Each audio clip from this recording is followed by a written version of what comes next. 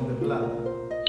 Y cada sábado buscamos a alguien para que esté allí o vamos nosotros.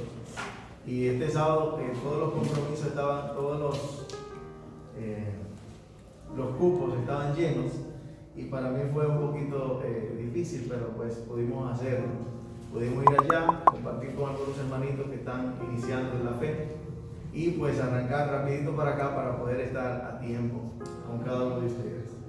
Pues agradecemos a Dios porque nos guardó en el camino y nos permite en este momento estar aquí para compartir su santa palabra. De verdad que a mí esto me gusta y de verdad que lo hago con mucho gozo y espero que el Espíritu Santo pueda poner su gracia siempre y que podamos estar dispuestos a orar en su causa.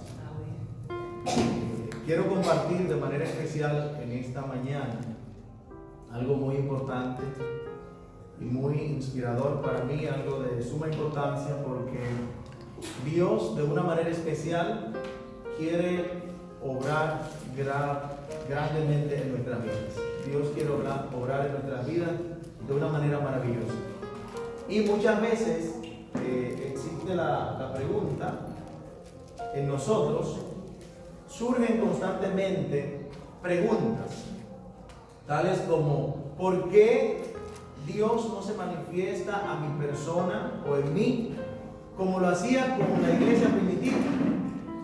¿Por qué razón no se efectúan los milagros que se efectuaban en Pedro? ¿Por qué razón mi vida no redunda en bendición, así como abundaba en Felipe? Así como Dios guió a Martín Lutero, a Zwinglio, a esos reformadores, a tanta gente que Dios utilizó. ¿Por qué razón, como Abraham, no tenemos una fe firme? Y eso a mí me intriga, porque son preguntas que surgen en nuestras mentes constantemente. ¿Por qué razón Dios no utilizó al pueblo de Israel como Él prometió que lo iba a utilizar? Porque hubo un momento donde sí el pueblo de Israel floreció. Hasta cierto punto, incluso en el segundo rey o tercer rey que tuvo Israel, se logró hasta cierto punto glorificar el nombre de Dios. Porque sabemos que Salomón, lleno de sabiduría, de un conocimiento especial, fue utilizado por Dios y en un momento él pudo glorificar el nombre de Dios. La nación llegó a ser lo que Israel, o el ideal que Dios tenía con Israel. ¿Por qué? Porque de otros lugares venían ¿a dónde? Donde estaba Salomón, venían a Israel. Y cuando llegaban, especialmente, ¿qué era lo que Salomón le presentaba? Todo lo que el Señor le había permitido lograr, cómo el Señor lo había guiado. Y muchos sabios del oriente venían a nutrirse del conocimiento y la sabiduría que tenía Salomón. Cuando llegaban Salomón, entonces le presentaban en realidad el éxito, o no el éxito, sino la razón, o quién tenía el control en realidad de su éxito. Llegó un momento donde Salomón tristemente se desarticuló o se separó un poquito de ese propósito e hizo cosas no adecuadas. Sin embargo, antes de eso, Salomón logró ese objetivo que Dios tenía con Israel, que toda la humanidad de una manera especial conociera al verdadero Dios.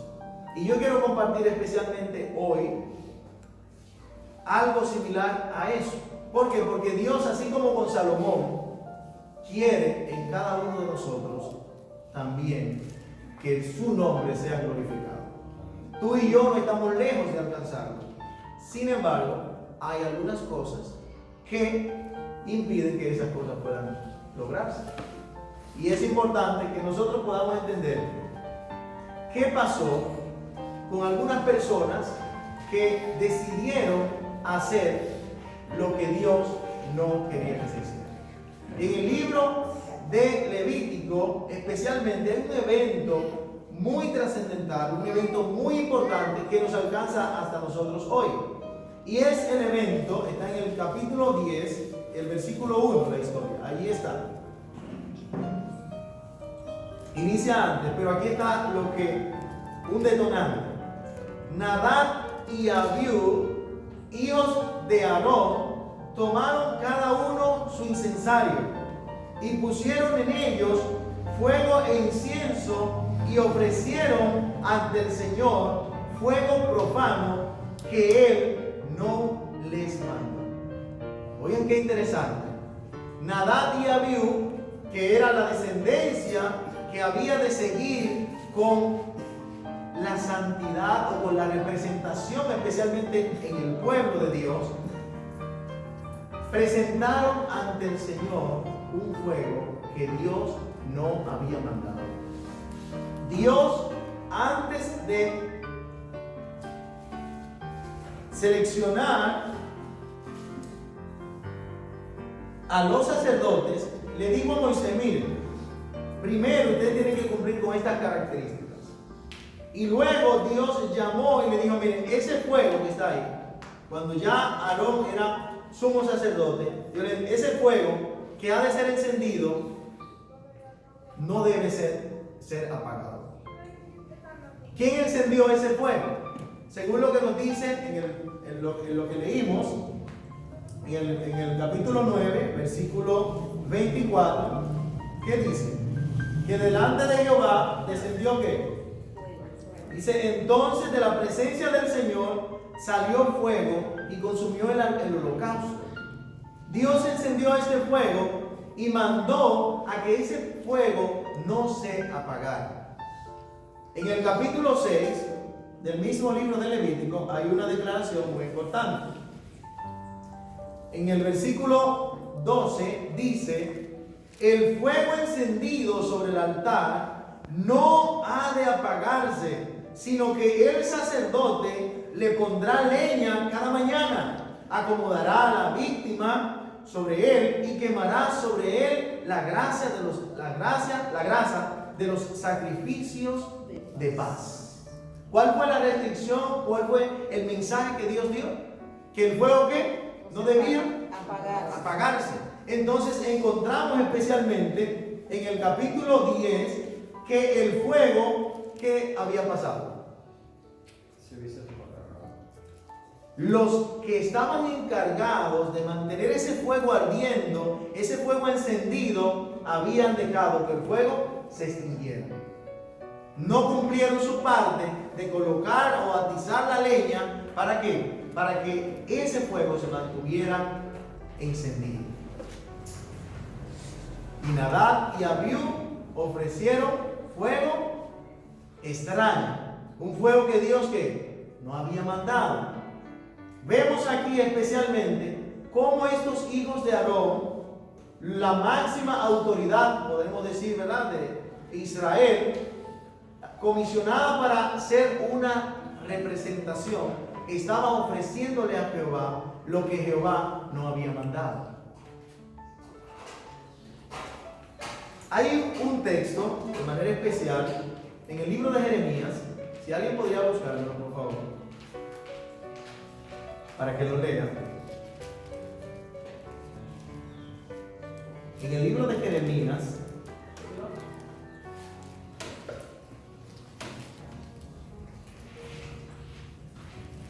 sí.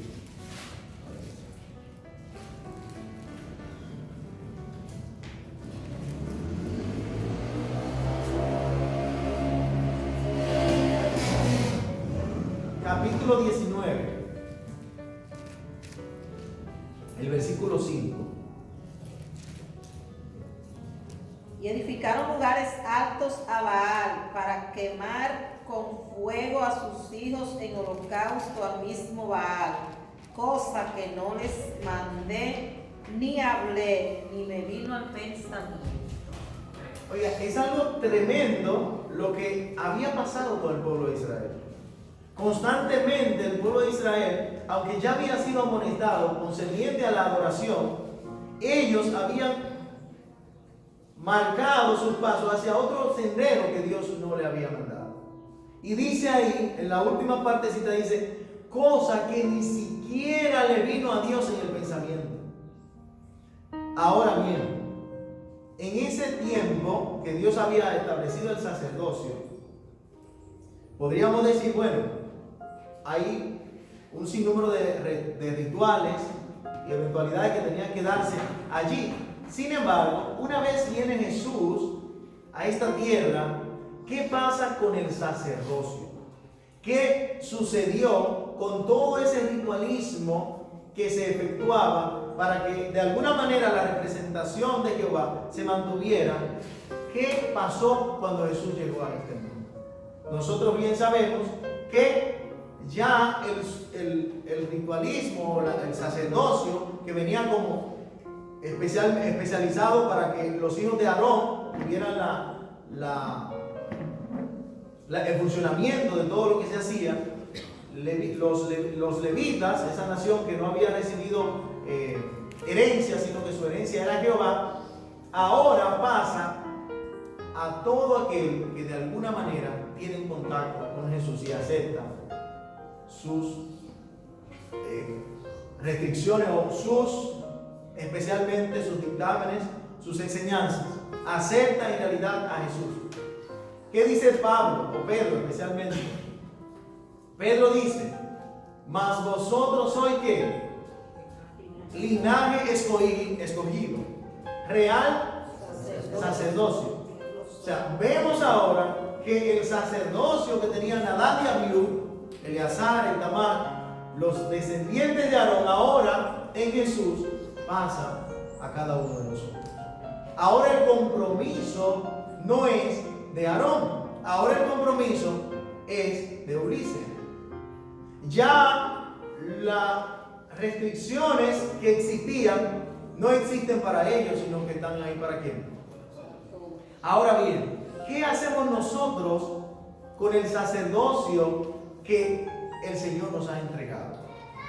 ¿Por qué razón no se efectúan en mí los milagros que se efectuaban en los discípulos? ¿Cómo ellos abrazaron la sagrada verdad? ¿Cómo abrazamos nosotros el sagrado mensaje de Dios? ¿De qué manera entendemos que el Evangelio es una responsabilidad en la cual no nos debemos a nosotros mismos, sino que ahora somos ¿qué? Real sacerdocio, nación santa, pueblo adquirido por Dios? ¿Para qué? Para anunciar. Y Pablo dice algo un poquito más serio: vosotros sois cartas leídas. ¿Usted se imagina?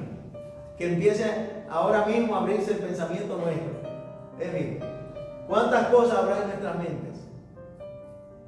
El Señor tiene la potestad para leer todo lo que hay allí. Nosotros somos cartas leídas. Y cada accionar, la Biblia dice: por sus frutos os conoceréis. De la abundancia del corazón, de acuerdo a lo que yo tengo en mí, eso es lo que puedo dar. Yo no puedo, ahorita le mencionaba a Carlos mientras veníamos caminando, bueno, la vaca no puede dar miel. Eso es lo que tiene leche, eso es lo que da. Las abejas dan miel, eso es lo que ella produce, eso es lo que ella busca. Entonces, ¿qué sale de nosotros? ¿Qué nosotros le damos a la sociedad, a la humanidad? ¿Qué recibe de mí? ¿A qué hemos sido llamados? Porque Dios tiene un plan, Dios tiene un propósito, un objetivo, una meta con cada uno de nosotros. Oigan, usted se imagina, Dios tiene una meta con usted. Pero esa meta puede ser variada de acuerdo a la decisión que nosotros tomemos. ¿Cuál era la procedencia que tenían que llevar los sacerdotes? Tenían que mantenerse como sin mancha. E incluso en el momento de celebrar o de llevar una ofrenda a Jehová, el sumo sacerdote tenía que vestirse, mire, desde lo más interior hasta lo más exterior.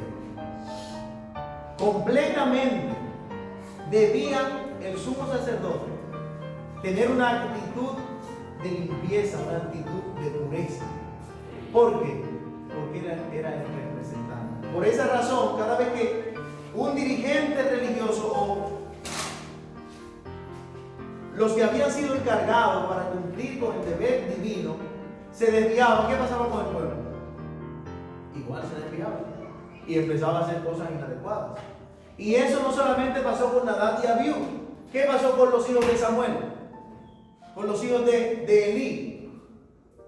Eran los representantes inmediatos de Dios. Sin embargo, ellos rechazaron esa maravillosa oportunidad de poder glorificar el nombre de Dios. Dios tiene un plan, un propósito conmigo. Sin embargo, si mi decisión cambia, vamos a leer lo que dice Jeremías capítulo 18. Vamos a ir allá. Jeremías capítulo 18, versículos 9 y 10. Sí, si lo quieren puede. En un instante hablaré delante de la gente y del reino, para edificar y para plantar. Pero si hiciere lo malo delante de mis ojos, no oyendo mi voz, me arrepentiré del bien que había determinado hacer. ¿Qué dice Dios? Dios quiere restaurar, Dios quiere restablecer. Sin embargo, si el pueblo cambia su proceder y no obedece, yo tengo que cambiar. Dios quiere a nosotros bendecirnos. Sin embargo, si esas bendiciones nosotros las menospreciamos por nuestro mal comportamiento, entonces ¿qué va a pasar? Y miren, hay algo muy importante, dice la palabra: yo Jehová, ¿qué? No cambio. Entonces, ¿qué está pasando? Yo Jehová no cambio. La justicia de Dios no cambia. Si nosotros desobedecemos la palabra de Dios como consecuencia de la desobediencia, ¿qué viene? Castigo. Si obedecemos atentamente la voz de Jehová nuestro Dios, ninguna de las enfermedades de las que envié a los egipcios enviaré a ti. Como consecuencia de obedecer, ¿qué viene? Bendiciones.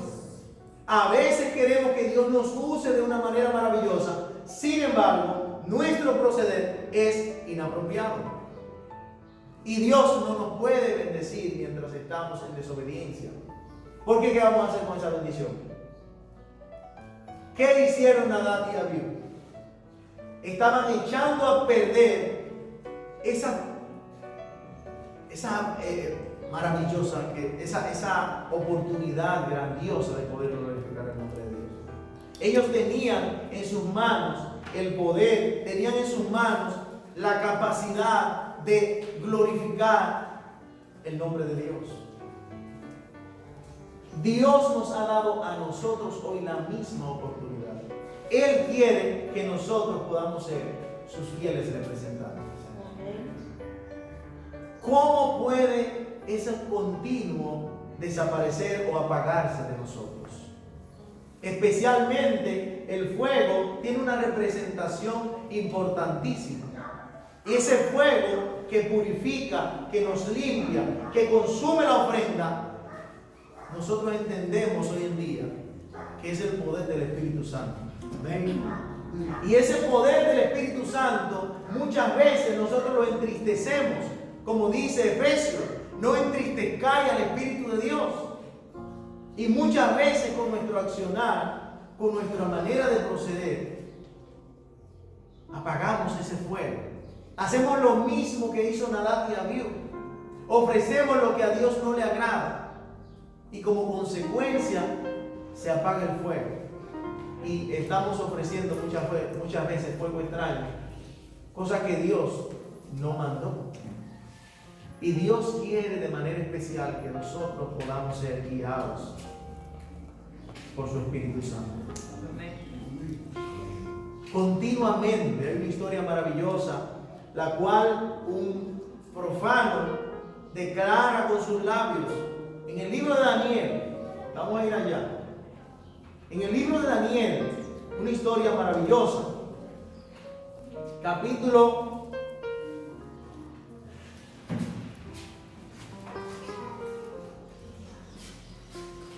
3. En el libro de Daniel, cuando Daniel es echado en el foso de los leones, al otro día, el rey llega frente al pozo y dice: Daniel, siervo del Dios, el Dios al que tú continuamente sirves, ¿te ha podido librar? Oigan, hermanos, era un profano, era un pagano, era una persona que no tenía el conocimiento de un verdadero Dios. Sin embargo, la representación de Daniel allí, en aquella nación, había sido tan maravillosa que el rey sabía de Dios por este hombre. Y llega y proclama: siervo del Dios Altísimo, el Dios al que tú continuamente sirves. Ese continuo debe permanecer en mi corazón. Ese continuo andar con Dios debe estar en mi mente. Ese continuo debe estar como esa llama que estaba en Jeremías. Y dice: quise dejar de hacer lo que estaba haciendo, pero hubo algo dentro de mí que pudo más que yo. Yo no sé cómo usted interpreta eso, pero llegar a una relación tan íntima con Dios es el propósito que Dios tiene con cada uno de nosotros. Amén. Dios quiere lograr ese objetivo en mi vida. Dios quiere que esos pensamientos, pero ¿por qué Dios no va conmigo como iba con Moisés? ¿Por qué Dios no me dice a mí como le digo a Josué? Muchas veces nos quejamos, pero es precisamente porque falta esa disposición especial a cumplir con los propósitos o el principio que Dios tiene implantado en su palabra. Daniel estaba dispuesto a morir, y el rey se dio cuenta que Daniel ofrecía sacrificio a un Dios que estaba vivo. Amén. El Dios al que tú continuamente sirves ha podido librarte de la boca de los leones. ¿Cuál fue la respuesta de Daniel? Rey, para siempre vive. El Dios al cual sirvo continuamente ha podido librarme de la boca de los leones. Amén. ¿Cuál es nuestra resolución?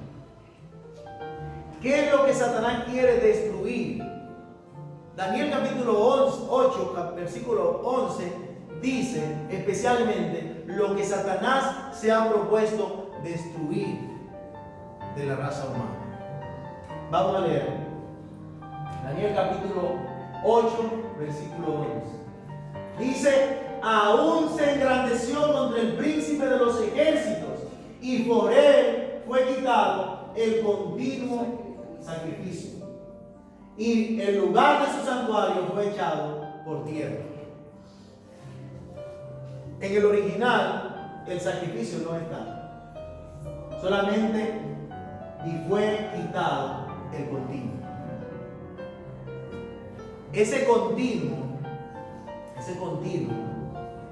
que se encendió allá en el altar, ese continuo que estaba en el corazón de Isaías, que cuando Isaías dijo: ¿a quién enviaré y quién irá por nosotros?, él dijo: heme aquí, envíame a mí.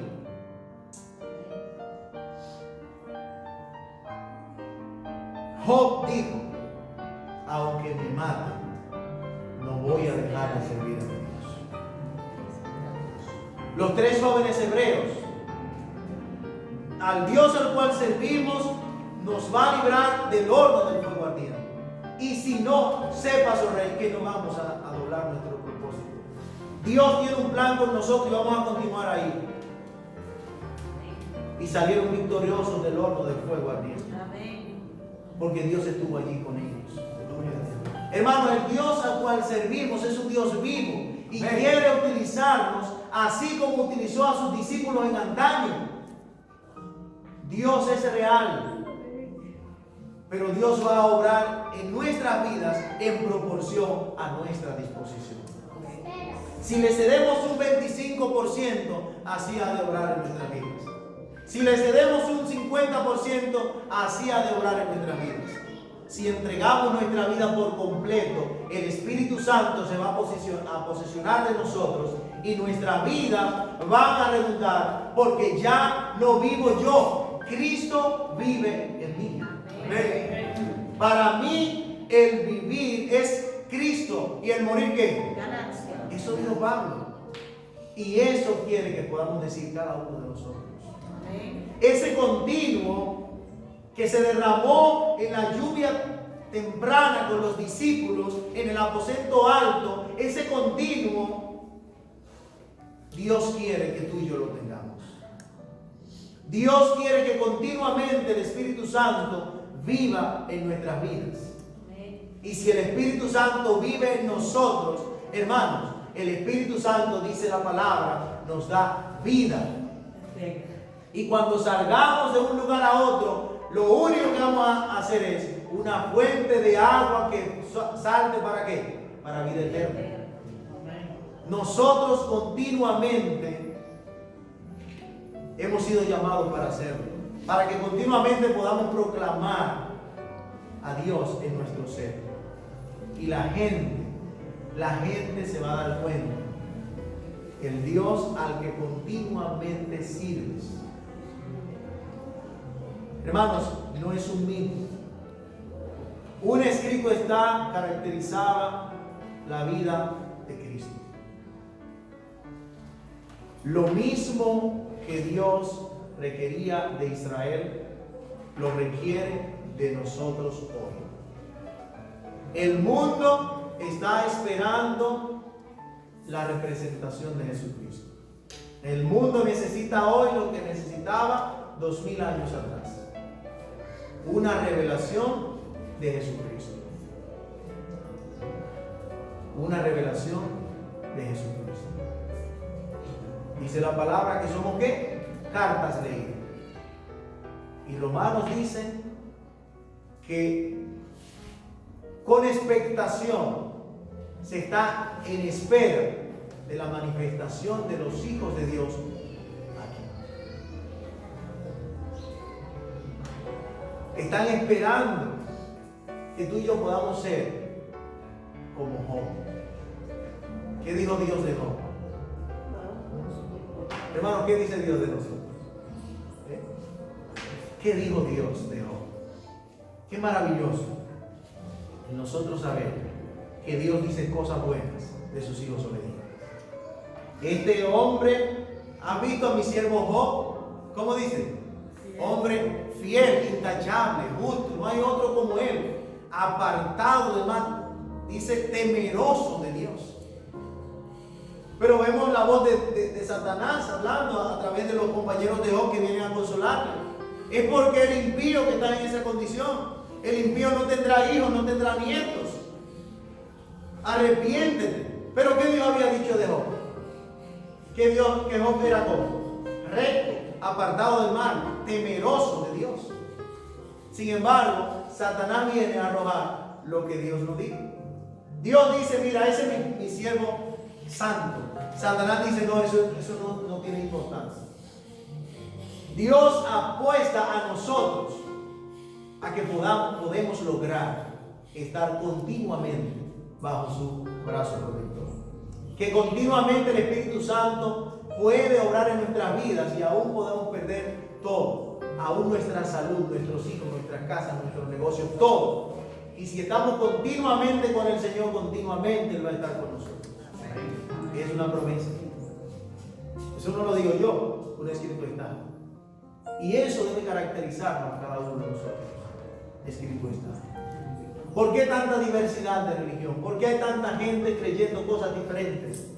¿Por qué? Porque lo que yo pienso, lo que yo analicé, lo que yo dije, lo que yo creo. Jesús decía, escrito está.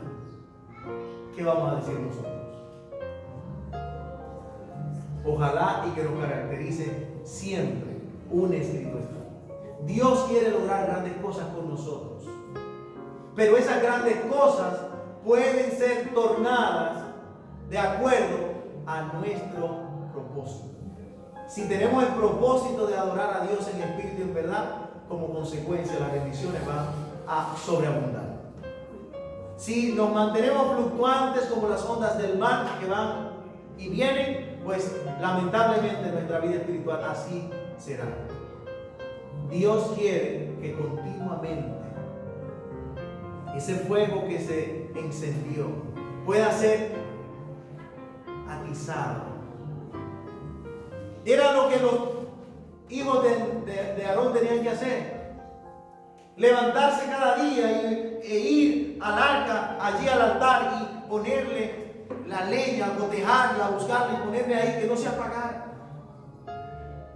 ¿Cómo nosotros podemos atizar ese fuego? Cuando nos levantamos, ¿de qué manera nos comportamos? Lo primero es pensar en esto, aquello, lo otro. No. Lo primero es entregar nuestra vida en devoción al Señor. Lo primero es, por más veloz que usted vaya, mire, deténgase un minuto. Deténgase un momento y piense, ¿quién le dio la vida? ¿Quién le dio la facultad de respirar? ¿Quién le está dando las facultades a su cuerpo para que por el torrente sanguíneo fluya vida y usted pueda ejercer su funcionamiento, que sus músculos estén en perfecto estado? Que su mente pueda decir, mano, muévete, agarra el cepillo, échale pasta y cepillarse y hacer. ¿Quién le dio esa facultad? Dios. Entonces Él merece un tiempo de calidad. Ahí, en ese momento de mañana, dice que los hijos de Aarón debían levantarse e ir al altar, encender ese fuego, no dejar que se apagara. Nosotros estamos llamados especialmente de mañana a levantarnos y ofrecer una ofrenda a Jehová. ¿Por qué? ¿Usted sabe cuánta gente hoy no se levantó? Anoche se durmió normal, cenó, compartió, vio la luna, las estrellas. De repente se fue a la cama y hoy está allí un féretro. ¿Usted sabe cuánta gente ha muerto hoy? Usted y yo estamos vivos. Eso es un motivo para agradecer y glorificar el nombre de Dios. Eso es un motivo para usted tirarse de su cama de rodillas. Señor, gracias. ¿Y cuántas veces no salimos corriendo de nuestros hogares? Porque ese me va a la guagua y pasa aquello y me llamó fulano y vi el mensaje. Dios merece una ofrenda de calidad. Amén. Dios nos da la vida y quiere que nosotros podamos ser portaestandarte de su vida. El Señor nos bendiga y que el Espíritu Santo continuamente pueda permanecer en nuestra vida. Amén. Que continuamente al caminar la gente pueda ver, he aquí un verdadero cristiano en quien no hay engaño. Hermano, Dios, el cielo, los mundos no caídos están en espera para ver quién ha de decidirse por cumplir con estos dictámenes que Dios ha establecido. Y todo lo que Dios hace es únicamente para bendecir. Amén. Vino a sufrir por cada uno de nosotros en Cristo Jesús para darnos vida y para que la tengamos en abundancia. Amén. Que Dios pueda ayudarnos a poder apreciar el continuo en nuestras vidas. Amén. Que Dios les bendiga.